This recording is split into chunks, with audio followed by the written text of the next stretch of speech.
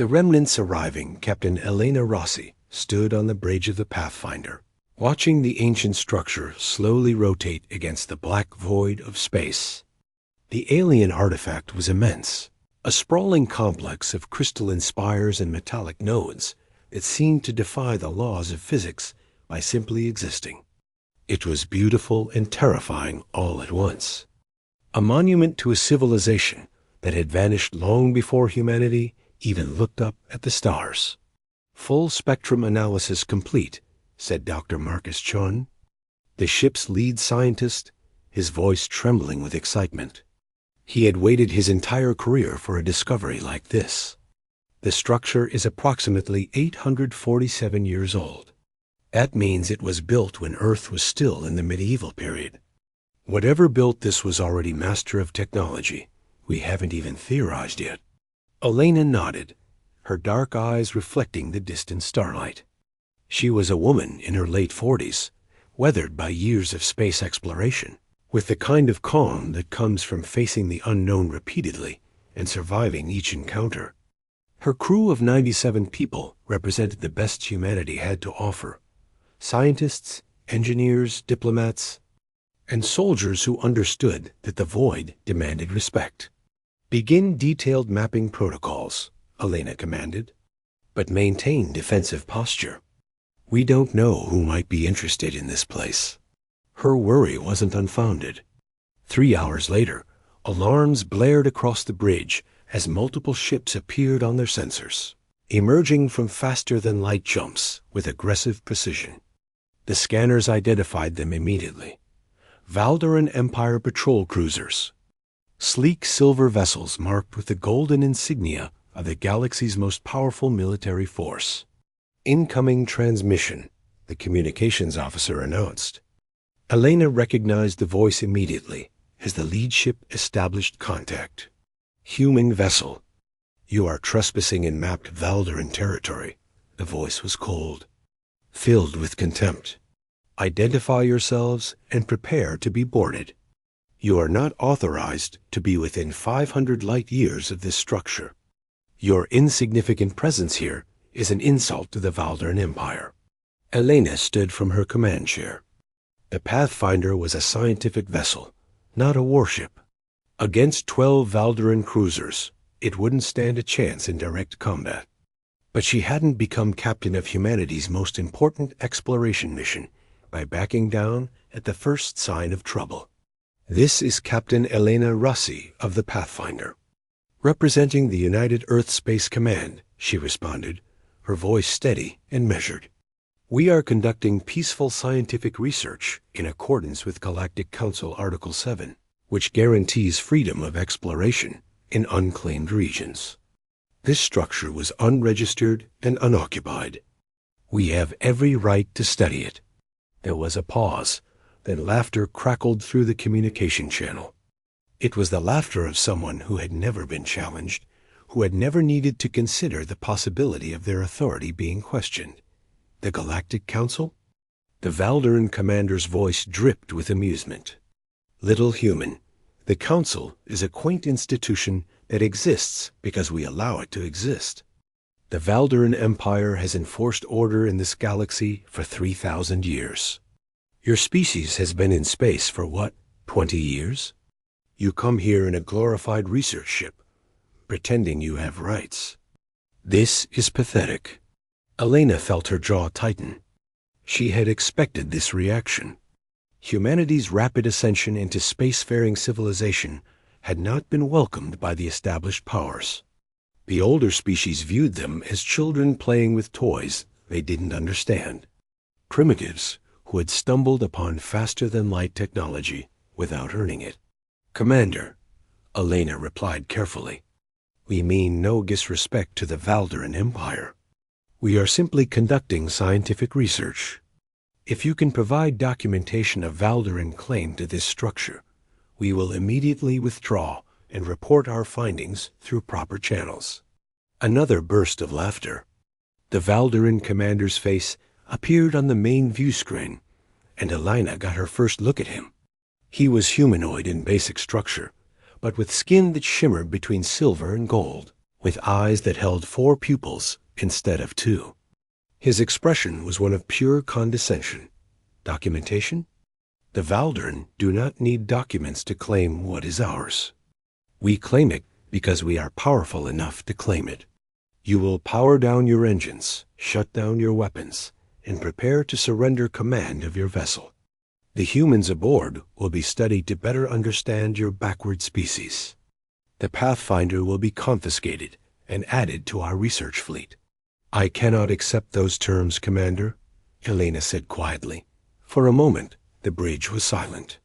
The Valdarin seemed taken aback that anyone would refuse them. And you have chosen death, the commander said flatly. All ships, weapons hot. This human vessel will be destroyed as an example to any others who mistake our patience for weakness. Elena took a deep breath. She had trained for this moment her entire career, though she had always hoped it would never come. She looked at her tactical officer, a young lieutenant named David Park. Lieutenant, activate Protocol Lighthouse. David's eyes widened. Captain, are you sure? Once we initiate, I'm sure. Do it. The young officer's fingers moved across his console, entering codes that had been classified at the highest levels of Earth's government. For 3 years, humanity had been secretly developing technology they kept hidden from the galactic community. While publicly they presented themselves as scientists and explorers with conventional tech, they had been working on something far more sophisticated. The Pathfinder's hull began to shimmer. From the outside, it would appear as if the ship was suddenly shifting dimensions, phasing in and out of normal space.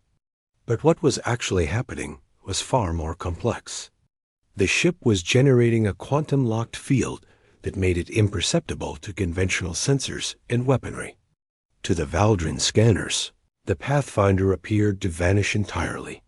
The first volley of Valdarin weapons fire passed through empty space where the ship had been. The energy bolts continued on their trajectory, finding no target, dispersing harmlessly into the void. Asterisk, what happened? Elena heard the Valdarin commander shouting on the communication channel. Where did it go? Where is the human ship? But Elena's vessel was already moving. With the quantum-locked field active, the Pathfinder could move through space while remaining undetectable to normal sensors. It glided between the Valdarin cruisers like a ghost, and as it passed, something remarkable occurred. The Pathfinder released a series of nanotechnological drones, devices so small and specialized that they could bypass Valdarin defenses without being detected. These drones infiltrated each Valdarin cruiser's power systems, not to damage them, but to create a specific cascade failure that would temporarily disable their ships without causing permanent harm. One by one, the Valdarin vessels began to lose power. Their weapons systems shut down. Their engines died.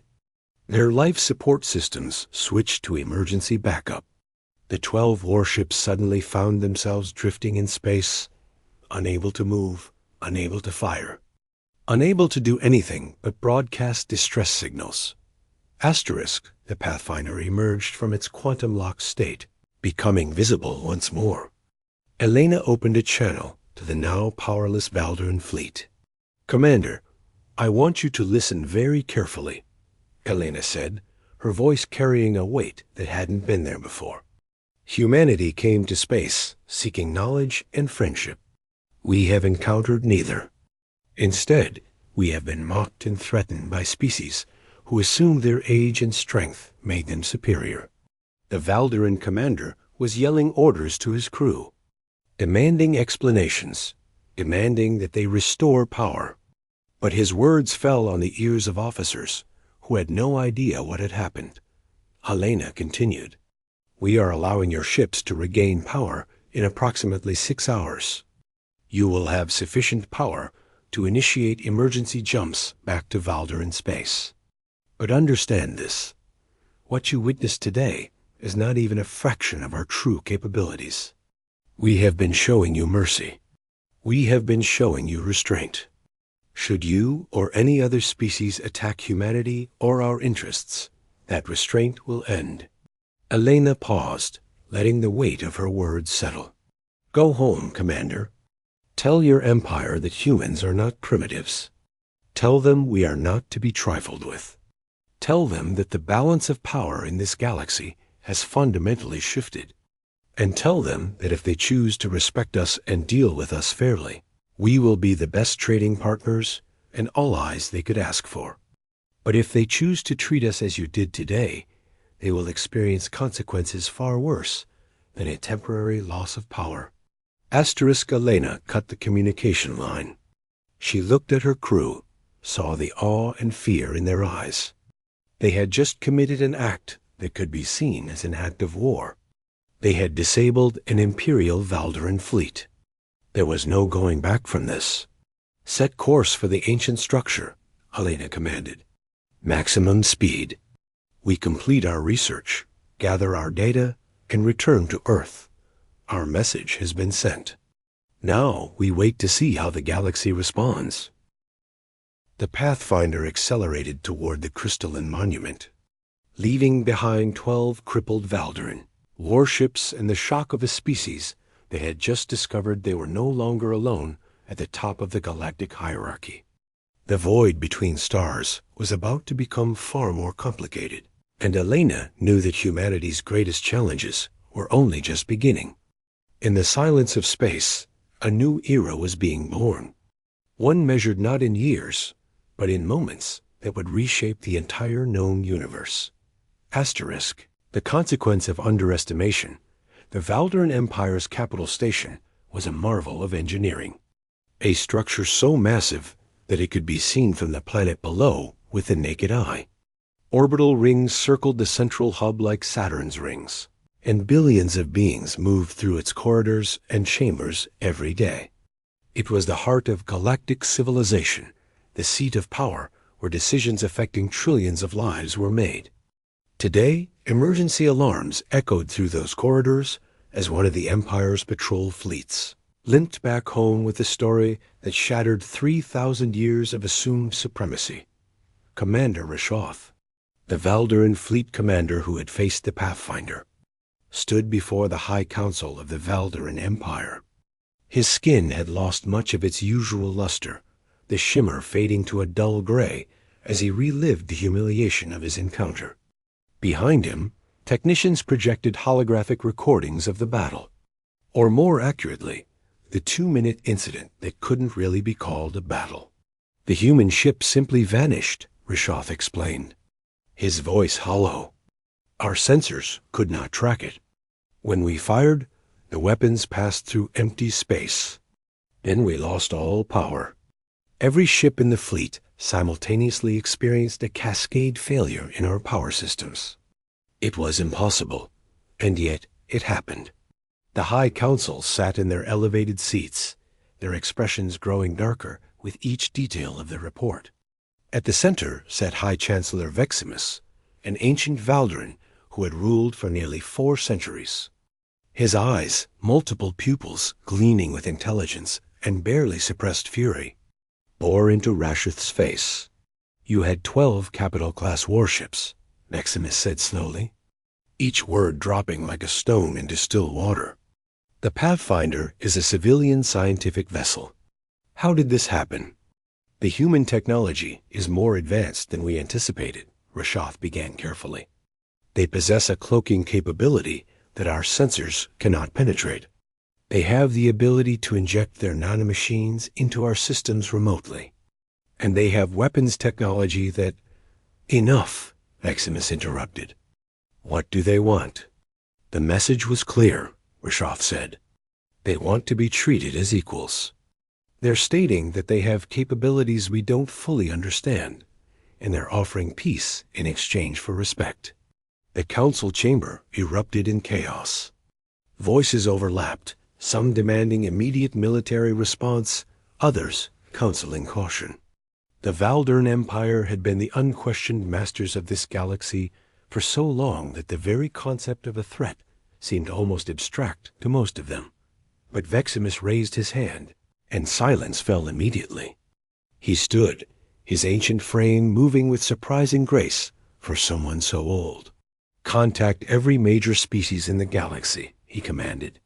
I want representatives from the Kellner Collective, Evraith Dominion, the Synth Coalition, and the Ancestral League on this station within 48 hours. We need to understand what we're dealing with. As the council dispersed to carry out their orders, Veximus looked at the holographic recording of the Pathfinder, his expression thoughtful. In his 4 centuries of life, he had seen empires rise and fall. He had thought he had seen everything the galaxy had to offer. He had been wrong. The United Earth Space Command, meanwhile, was in a state of controlled chaos. News of the Pathfinder's encounter with the Valderan fleet had reached Earth through official channels, but the full extent of what Captain Elena Rossi had accomplished was still being analyzed. In the command center in Geneva, Admiral James Mitchell sat in a conference room surrounded by military strategists, diplomats, and government officials. The Pathfinder activated Protocol Lighthouse, someone stated unnecessarily. Everyone already knew this. The question was what to do about the consequences. The Valderan will demand answers, a diplomat named Sarah Foster said, her voice tense. They'll either want to negotiate or they'll want war. We need to prepare for both scenarios. How many ships do we have that are fully equipped with the technology we used on the Pathfinder? Admiral Mitchell asked. 47 operational vessels currently in space, replied a technician. Another 32 under construction with an estimated completion date of 6 months. And another 70 operational with partial capability. The room fell silent as people processed the implications. Humanity had been preparing for this moment in secret, while appearing to the galaxy as peaceful explorers with conventional technology. They had been developing a military capability that, if properly deployed, could challenge even the most powerful established empires. We need to make a statement, someone said. If we appear weak, they'll attack. If we appear too strong, they'll fear us and unite against us. Admiral Mitchell leaned back in his chair, his weathered face showing the weight of the decision before him. We reach out. We arrange a summit with Valderan leadership, and we show them our cards. All of them. They need to understand exactly what we're capable of, so they can make an informed decision about whether to fight or negotiate. 2 weeks later, the Valderan Empire's diplomatic cruiser emerged from a hyperspace jump near Earth Station, a massive orbital structure that served as humanity's primary hub for space-based activity. The Valderan delegation was led by High Ambassador Krellix, a younger Valderan who had experience negotiating with species outside the established hierarchy. Captain Elena Rossi herself greeted Krellix as he arrived at the station. She had changed into formal dress uniform, her bearing proud but not arrogant. This was diplomacy at the highest level, and every gesture carried weight. High Ambassador, Elena said, extending her hand in the human greeting. Welcome to Earth Station. We appreciate your willingness to engage in direct dialogue. Krellix hesitated for just a moment before accepting the handshake, her 4-pupiled eyes studying Elena with new interest. This close, with no active threats, she was getting a different impression of humanity. These were not primitives. They moved with purpose and confidence. They had strategy. Asterisk, the negotiations took place in a neutral chamber designed to be equally comfortable for both species. Admiral Mitchell presented Krellix with the full technical specifications of human capabilities, the quantum-locked cloaking technology, the nanotechnological infiltration drones, the advanced weapon systems, the strategic positioning of human military forces throughout human space. We have no desire to threaten the Valderan Empire, Admiral Mitchell said calmly, but we also will not accept being treated as inferior. We are willing to trade, to form alliances, to cooperate on matters of mutual interest. But those relationships must be based on equality and mutual respect. Krellix reviewed the data, her expression unreadable. Finally, she looked up at the Admiral. "If what you're showing me is accurate, you could potentially defeat us in direct conflict," she said flatly. "That is ... unexpected." "We could injure you," Mitchell corrected. "We could never defeat an empire as vast as the Valderan. But we could make victory so costly that peace becomes the logical choice. We're hoping you'll choose peace willingly." Over the next 3 hours, a framework for dialogue was established. The Valderan would return home and present this information to their High Council. In exchange, humanity would send a delegation to Valderan space for direct negotiations with Veximus himself when news of humanity's capabilities spread through the galaxy. The reaction was immediate and far-reaching. Some species moved to form alliances with humanity, recognizing potential mutual advantage. Others considered the implications of humanity's presence as a constraint on their own expansion. The established galactic order, which had been stable for millennia, began to shift like tectonic plates suddenly awakening. The Synth Coalition, a collective of artificial intelligences and synthetic beings, expressed immediate interest in establishing formal relations with humanity. The Ancestral League, the oldest surviving species in the galaxy, called for caution but did not oppose human integration into galactic affairs.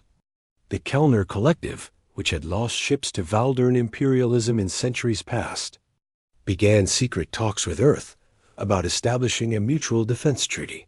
3 months after the encounter with the Pathfinder, humanity was granted formal status as an equal member of the Galactic Council. It was the fastest integration any species had ever achieved, but it came with both opportunity and responsibility. Humanity now had to navigate the complex politics of hundreds of species, each with their own agendas and fears. Captain Elena Rossi received a message from High Chancellor Veximus himself. It was brief but carried weight. Humanity has proven its worth as a significant power in our galaxy. The question now is whether we can build a future together, or whether we will continue to view each other as threats. I hope for the former. I am old enough to remember a time when the Valderan Empire was also young and underestimated. Perhaps that common experience will serve as the foundation for understanding. Elena read the message 3 times, each time understanding it more deeply. The Valderan, for all their power and age, understood something fundamental. In a galaxy vast enough for thousands of species, there was room for many powers to coexist.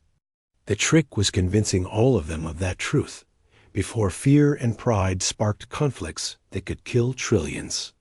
Aboard the Pathfinder, still orbiting the ancient alien structure, Elena stood on the bridge and looked at the crystalline monument to a long-dead civilization. That civilization had likely fallen because they couldn't adapt, couldn't recognize that the galaxy was changing. Humanity would not make that mistake. They would grow, adapt, and build relationships based on mutual respect and understanding. The void of space had stopped being empty. It was now a stage where humanity played alongside powers vastly older, larger, and more established than themselves. What happened in the coming years would determine whether humanity became a respected voice in galactic affairs, or whether they would become another fallen civilization, remembered only as a brief flicker in the eternal darkness between stars. But for now, at this moment, humanity had proven something fundamental about their species. They were not creatures to be dismissed. They were innovators, strategists, and warriors who understood that sometimes the greatest victories came not from weapons of war, but from the quiet strength of technology and the willingness to stand firm in the face of overwhelming odds. The galaxy would never be the same.